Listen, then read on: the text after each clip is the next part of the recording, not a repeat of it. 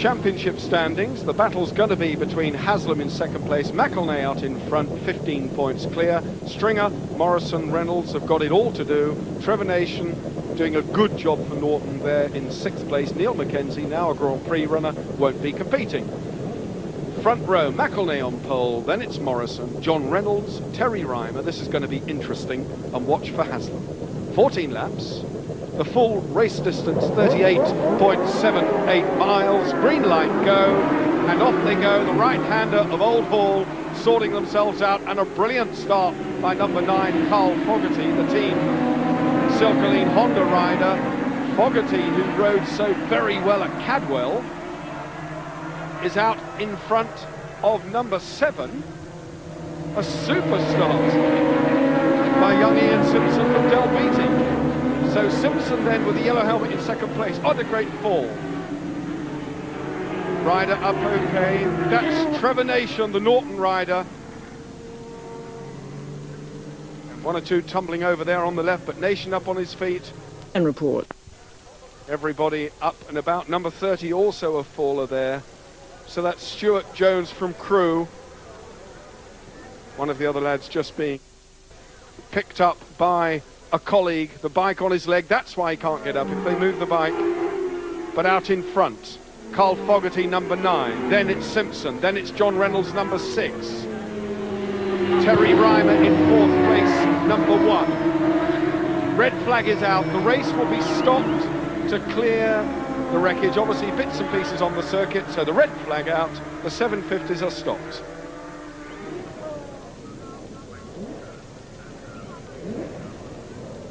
Restart then of the 750s. Quite an incident there. 4 riders were involved, so a bit of spillage of oil on the circuit, a little bit of clearing up to do. Obviously things have to be absolutely perfect before the race will be allowed to get underway again. The Norton of Trevor Nation, which somersaulted end over end, ended up losing its fuel tank. A lot of spillage on the circuit. That sort of thing, Steve, obviously takes a lot of clearing up. Yes, it does take a lot of clearing up, and one of the problems with it being Trevor's bike, the Norton, it's the rotary engine. It actually runs like a 2-stroke mix, so there's oil and petrol mixed, and you couldn't have a worse concoction really to have to race on. So they're putting detergent on the circuit now to try and soak that away, and also not to eat away to the tarmac. So it needs to be cleared up as quickly as possible. Well, Marshall's then clearing away that petrol mixture. Terry Reimer having a breather. In fact, a new clutch going in the number 1 Yamaha of Terry Reimer, last year's Super Cup champion. The clutch plates being eased out one at a time. Here you see clutch plates, so a fibre plate with a steel plate, so it's fibre steel all the way through. The clutch, of course, Steve, runs in oil. Now, what would have caused Terry to have a clutch problem so early, just half a lap? Well, Terry's clutch does run in oil, but he doesn't normally use a wet clutch. He normally uses a dry clutch, but his his number 1 and number 2 machines are already in Japan for a race he's competing in there next week. So he's using his third bike that actually had a wet clutch. Clutches are changed fairly regularly, and it's obviously now had 2 starts. It had the warm-up lap and the main race start. It probably would have been checked and changed after this race. Now there's a restart. I think it's a precautionary change more than anything else. But clutches are given a real bashing, because obviously these machines are producing 140 brake horsepower, and taking them off the line, bearing in mind that first gear it will probably reach a speed of 80 or 90 miles an hour. So it's a very high first gear, so the clutches get a real hammering. Well, cement dust on the oil to soak it up, and it allows the oil to be soaked away and not to damage the circuit, and also allows the riders to see where there has been oil on the circuit. So it works in 2 ways really. Warm-up lap then, just a couple of miles around this Oulton Park circuit at cruising speed, just to make sure that everything is okay, A, with the bike and B, with the circuit. Carl Fogarty, number 9. Then it's Jamie Whittam. Brian Morrison, the distinctive black livery of Ron Haslam on the Norton. A little bit of the cement dust billowing up there where the accident was, the dust which Steve Parrish referred to, having been put down on the petrol mixture. There's the tight, you can see the banking there on the hairpin. Just look at that dust. Imagine now this is the warm-up lap. It's going to be pretty hectic through there at racing speed. and a few laps, I would imagine, before that clears. Yeah, after the first lap, I think, unfortunately for the people at the back of the grid, they're going to struggle a little bit because the front people are going to kick up all the dust that they can to keep the people behind them. It sounds terrible tactics, but it happens. But as I say, it does take away, it soaks the oil up and leaves the circuit hopefully gripping. I think after a couple of laps we'll see it disappearing.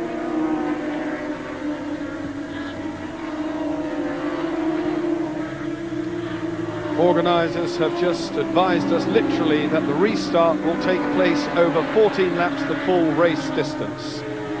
38.78 miles then, once the green light goes.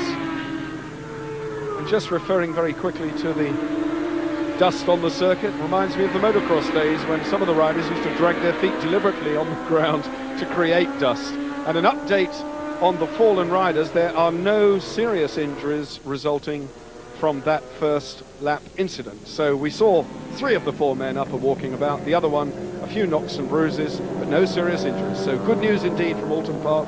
Sorry about the delay, a couple more seconds and the 750s will be underway for 14 laps, 36 riders.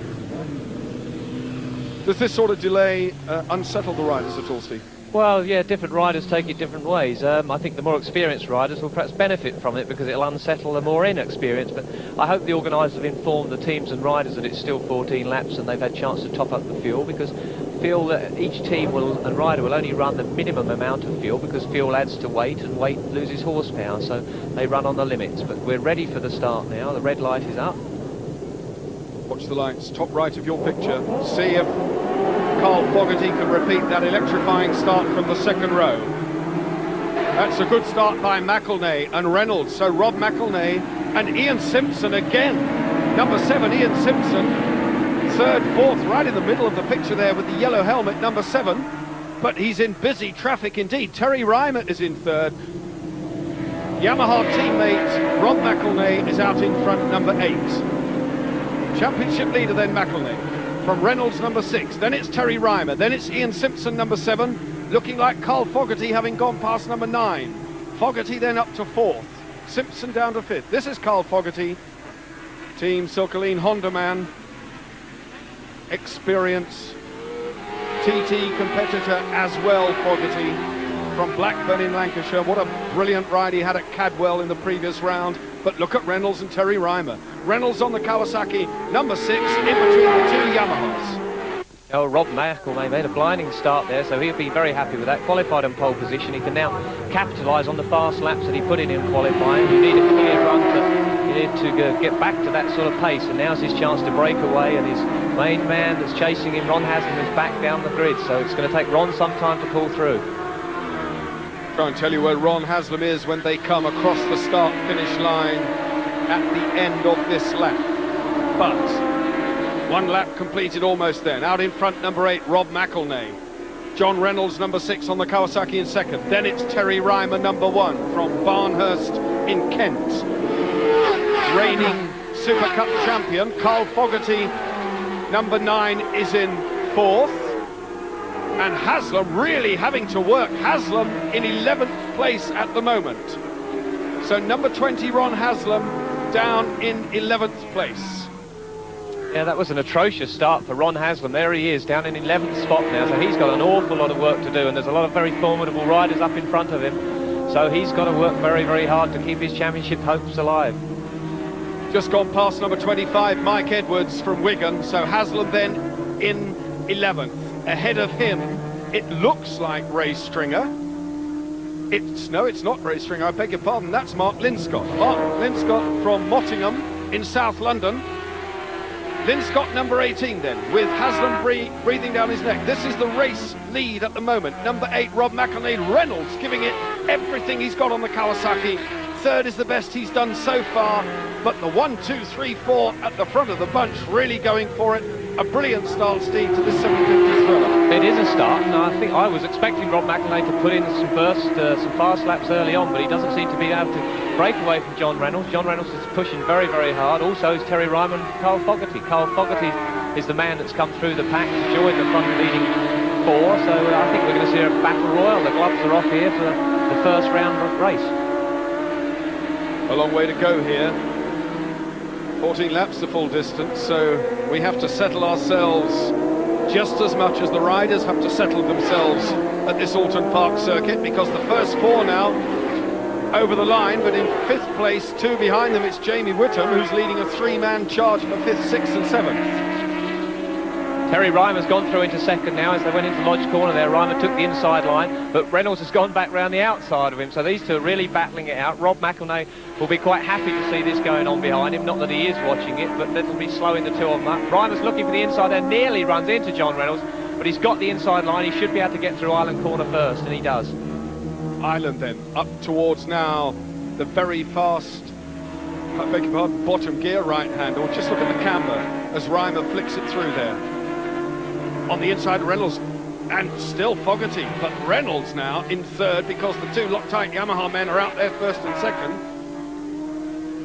Reynolds, number 6, still in third. Just look at him riding the socks off, and a massive wheelie on the 750 Kawasaki. He's having to work hard to keep the Circlean Honda of Carl Fogarty, number 9, behind him. Back up into second again goes Reynolds. So this duel now between Terry Reimer and John Reynolds, I suspect both of whom are riding here at Oulton Park for the first time in serious style. And meanwhile, the battle is letting Rob McElnay get away. McElnay now stretching the gap something like 1.37 seconds it is at the moment. And right behind them, the rest of the field now winding them in. So we're going to have a 7-man tussle for the lead here, Steve. Yeah, well, often the case, 3 riders trying for the same piece of track is not possible, and it ends up with no one being on the right line. This can slow them up. We're going to look at Terry Reimer now. He's tucked in behind John Reynolds. He's going to have a look down the inside here. He's got the inside line, but can he, he's got through, but Reynolds will try to go back round the outside of him now, and Reynolds gets on the power, but Reimer does seem to have the line now. Look at Fogarty, number 9, Carl Fogarty, climbing all over the back of these two as Terry Reimer goes through on the inside of John Reynolds. So Reynolds, number 6, down in third again. Carl Fogarty, fourth, is the best he's done in this, the restart. He led the early proceedings before the race was stopped.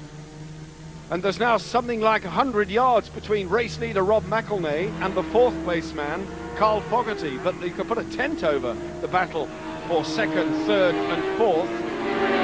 Terry Reimer might be just a little bit rusty, possibly, not having ridden here at Oulton Park before. Well, that's right. Terry is still learning the circuit, but on top of that, Terry Reimer, and we have a faller here.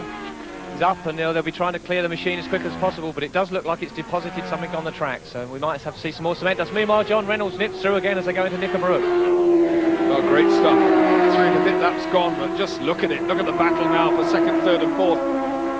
By no means is John Reynolds having this one his own way. Terry Reimer's been in second place more times than I can count already and has been relegated to third. Meanwhile, Carl Fogarty, who is possibly one of the hardest riders out there in terms of what he puts into it, and you can certainly see just how hard Carl Fogarty works. He climbs all over the Honda, and it's number 9 we're talking about now. Carl Fogarty looks over his shoulder. He knows that fourth place is safe for the moment. The chasing bunch, however, as they go over the line again, up into second place goes Reimer, Reynolds, and look at Fogarty on the inside, but not quite. Yeah, well, Terry's having a tough time. Well, I was about to say earlier, Terry's running his Superbike specification machine, which is a little down on power because you have to run standard carburetors, so that's a completely stock carburetted model machine that he's on, as his number 1 machines are in Japan. So he's down a little bit on top speed, but he's certainly making up for it around the corners. Reynolds there in an almighty wobble on the Kawasaki, but hanging on to it, just didn't back off at all. A quick flip of the throttle there, down 2 gears. Second gear around here, driving hard, feeding in the power from the 750, lots of torque. In third place then. Reimer now just easing away 3 or 4 machine lengths. Reynolds looks as though he might well fall victim, and a great twitch from the Yamaha as well. The bikes don't seem to be handling too well around here. Well, it is, as I said earlier, it was a very, very bumpy circuit. They've resurfaced it, but there are still quite a few undulations there. But the twitching and weaving you'll see is as the tyre seems to break traction, it starts to wheel spin, the suspension winds itself up and then flicks back again, and that's what's causing the machines to twitch and weave around. It's putting all that horsepower down through a tyre, which is no bigger than the palm of your hand. With the undulations on this circuit, as the riders crest some of the hills, they actually lose sight of the circuit. Look at Haslam moving up. Haslam has gone past Ray Stringer. So the all-black outfit of Ron Haslam has gone past Ray Stringer and is now making his way up through the field. Ahead of him, it looks like Ian Simpson as well is in the fray. Back with Ron Haslam then, who had to work very, very hard. He was 13th first time round, then 11th. There's number 7, Ian Simpson, the man who was in second place before the restart, about to come under the Haslam hammer, I think. Then it's Jamie Whittam who will be next on the target board. The speed of the Norton, as Haslam just piled on the coals past Ian Simpson. The superior power of the Norton brought Haslam right up the back mudguard of Jamie Whittam on the Grant Castrol Suzuki. Haslam then moving up one at a time. Is it possible for Haslam to catch up with the leading 3? Well, I think he's going to struggle, especially with Rob McElnay now, as he's well out in front, but Haslam can make up the ground because he does have the speed. You'll see he'll follow Jamie Whittam here as they nip through the corners, and then as soon as they get on the main straight, he's now onto the main straight, so Haslam could easily get along the inside of Jamie Whittam at this point. If he could just get on the inside, he's got the inside line, but I don't think there's quite enough time. No, he's going to have to wait till they get onto the back straight, but the Norton is very, very fast at the moment, and Haslam passing at the early stage of the race wasn't so bad, but now he's up against some very fast riders, Jamie Whittam being one of them, and he's going to take a lap or so to pass him, I believe. Looks like a tail ender, number 31 in front of them. That's John Williams from Grimsby. This the battle now for second and third place. Number 1, Terry Reimer, is in the runner-up position in the race. Number 6, John Reynolds, is in third. Still fighting off a determined challenge by number 9, Carl Fogarty. Then the pursuing battle. Haslam then is now up to 6th place. So number 20 Haslam, and that looks like 5th. That looks as though Haslam has gone through into 5th. I confirm that, but certainly it looks as though Haslam is on the charge. Yeah, well, Ron now has a large gap to catch up to John Reynolds, so he's got a big problem now. Well, not a big problem, but he's got a long way to go now before he gets anyone else in his sights. Rob McElnay has just scorched round in a 1:37.2, so that's the fastest lap and also a lap record. Riding with the second place man in the race, Terry Reimer, number 1. This is the battle for 3rd and 4th between John Reynolds, number 6, and Carl Fogarty, who looks over his shoulder every single time he exits the Shell Oils corner there, almost knowing that Ron Haslam is coming into the... And look at Haslam, just look how close Haslam is getting now, and he's dragging that bunch along with him. So a whole freight train of activity behind Ron Haslam, who's now closing on the leading bunch. McElnay fading out of sight under the bridge there. This the battle for 2nd, 3rd and 4th, about to be joined by Ron Haslam, who wants to come and play as well. I can't understand, Steve, why Ron Haslam can't get the Norton off the line quicker. Front row position, and he was 13th round on the first lap. Yeah, it's a very tricky situation, as we've always spoke about. It's feeding the power in, not getting the front wheel too high in the air, because that's very easily done. With so much horsepower, the machine just wants to revolve itself around the back wheel. Once the front wheel's in the air, you have to close the throttle, get it back down again. Also, it's so easy to burn your clutch out. You can give it too many revs, slip the clutch too much, as Terry Reimer had a slight problem in the first start. So Ron's got to just feed the power in just right. But I think we'll perhaps see him get a better start in the second one and see a much more interesting race, because he's closing in on John Reynolds so much at the moment. Carl Fogarty, number 9, then, having gone past John Reynolds, is up to 3rd place. 3rd place man then on the Honda. So Yamaha leads, Yamaha in 2nd, Honda 3rd, Kawasaki 4th, and the Norton in 5th. Now Ron Haslam has taken the fastest lap, so it's just showing that Ron is closing the gap. He's put in the fastest lap, so Rob McElnay is going to be getting pit signals that Haslam is closing. They're the two main leaders in the championship, and the main thing that Rob McElnay wants to do is to beat Ron Haslam. 5th place in closing then, number 20, Ron Haslam. Now that gap between John Reynolds and Ron Haslam is coming down visibly. And look at Carl Fogarty, has gone past Terry Reimer up to 2nd place. Number 9, Carl Fogarty then on the Honda, is now splitting the two Yamahas. And Reynolds has come back in the fun as well, and Haslam is now right with them. Quickest man on the circuit at the moment, Haslam.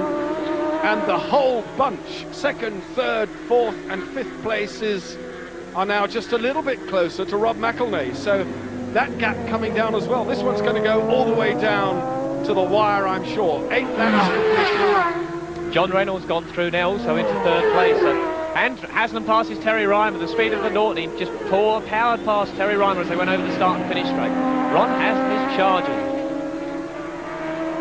Well, we had the watch running here to see what the gap was between Reynolds and Haslam, but my goodness me, the gap between McElnay and Fogarty, 4.5 seconds. Haslam is now up to 4th place, like you wouldn't believe. Third, as I say it, is really finding his form. Look at Ron Haslam coming through from the back on the Norton. 3rd place, next man under his sights, looks like being number 9, Carl Fogarty. Haslam really has got the bit between his teeth. If Ron Haslam can get close enough to Carl Fogarty through the chicane here, the Falston chicane, this will give him a chance to power down the straight and get on the inside for the Knickerbrook. So it's going to be interesting to see how Ron gets out of the chicane here. Now's the point. He's putting the power down. 140 brake horsepower. The front wheel lifts. If he can just get alongside Carl Fogarty at this point, but I don't think he can. The straight's not long enough. He's going to have to wait till he gets back round to the start and finish straight. John Reynolds, number 6, then in 4th place on the Kawasaki, has broken away with Ron Haslam. Terry Reimer, I suspect, has a mechanical problem because he slipped off the leading bunch, and the way that Ron Haslam went through him was unbelievable. Rob McElnay then, number 8, out in front, but he'll be well aware of what's going on behind him because the pit crew will be telling him that Haslam is making progress like there's no tomorrow. He's in 3rd place at the moment. And Reimer now has dropped well off the bunch, about to be gobbled up by Morrison, Whittam and Ray Stringer. Well, Haslam is having a harder time to pass Carl Fogarty. As I say, the nearer the front you get, the harder it is to pass a rider, but this is his place. He'll go into Knickerbrook here. Oh, he's gone through on the inside. I was about to say he'll get on the power coming out, but Ron is charging. He's pushing that machine so hard at the moment. Now he's got a battle on because he's got to catch Rob McElnay, and he's about 3.5 seconds behind Rob Mack at the moment. White power suspension on the Norton, getting him round beautifully there. Now this is it, up on the inside, Steve, comes through nicely. Yeah, I'm sure that will have given Carl Fogarty a real surprise because that's not the normal place that Ron would have gone through. I'd have expected him to do it on the exit on the power, but he didn't. He broke much later than Carl Fogarty and pulled the machine in time. He's charging. Whether he can see Rob McElnay in the distance now is another matter. Lap 10 then, the full race distance 14, so still time for Ron Haslam to do it, but we now need to know what that gap is between race leader McElnay and Haslam when they come over the line next time. Fastest part of the circuit, flicking it right. Around Druids. That's the gap between the race leader. 2nd place on the Black Norton is Ron Haslam. 3rd place it's still Carl Fogarty.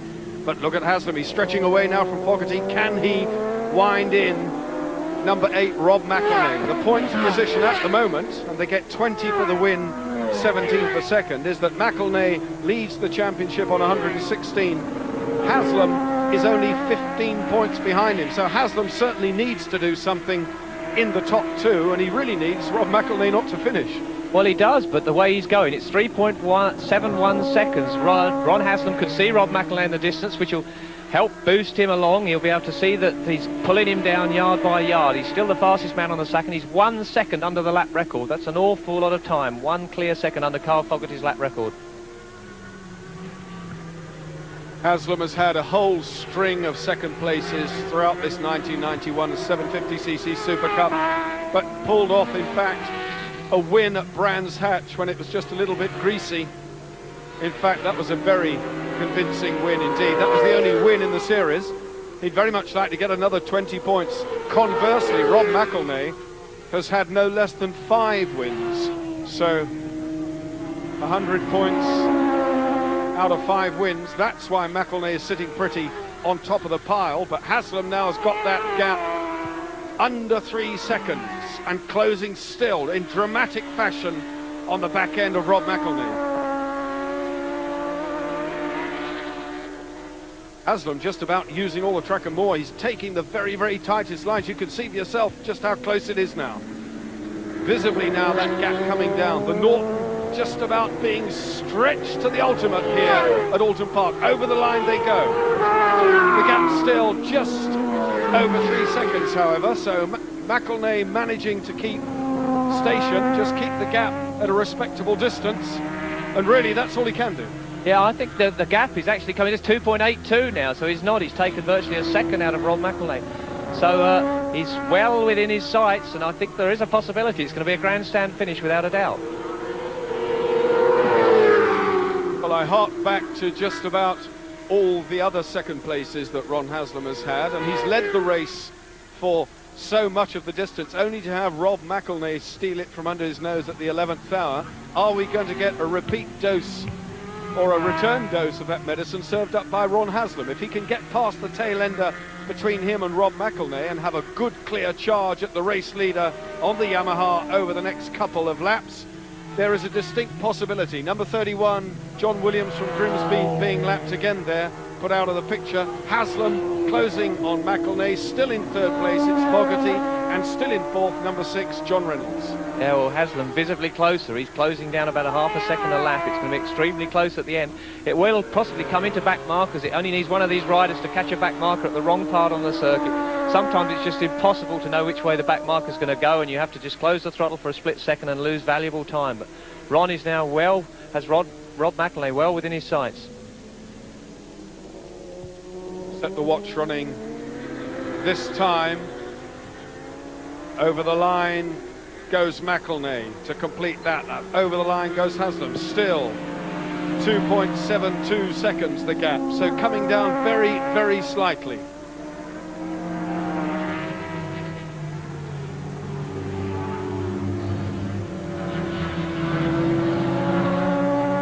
Let the pictures tell the story here. You can see it all unfolding before your eyes. Haslam has now got a back marker again between himself and the race leader, and I think Ron Haslam might just have to struggle, and McElnay appears to have it under control. He does. Rob has picked his pace up, and he's holding that gap now. It's only gone down a few tenths, and in fact Ron Haslam is closer, but I think he's going to struggle. He has to make up 2.5 seconds in just over a lap, so to do that, or a lap and a half, to do that, it's going to be quite incredible. He's going to be close, but I think if Rob can keep this pace up, he can hold that first position.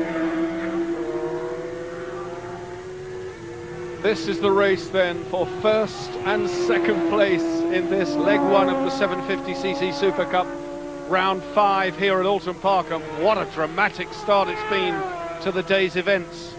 The race stopped after half a lap with an almighty tumble. All 4 riders, however, whilst a little bit knocked about, are okay, no serious injuries. After a short delay, the race got underway, and all the promise which the first stage bore has been proven true here, because it's unfolded with Rob McElnay getting a brilliant start in the restart, taking advantage of that front row position, the pole position.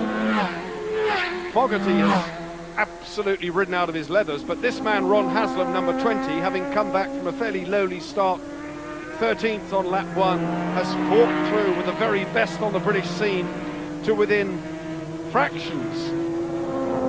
Well, the gap is now down to 1.3 seconds, so he has 1.3 seconds to make up on the last lap. They're into the last lap. Ron Haslam can see Rob McElnay. Whether or not he can close it down is going to be another matter. I don't think he can, but I could be wrong.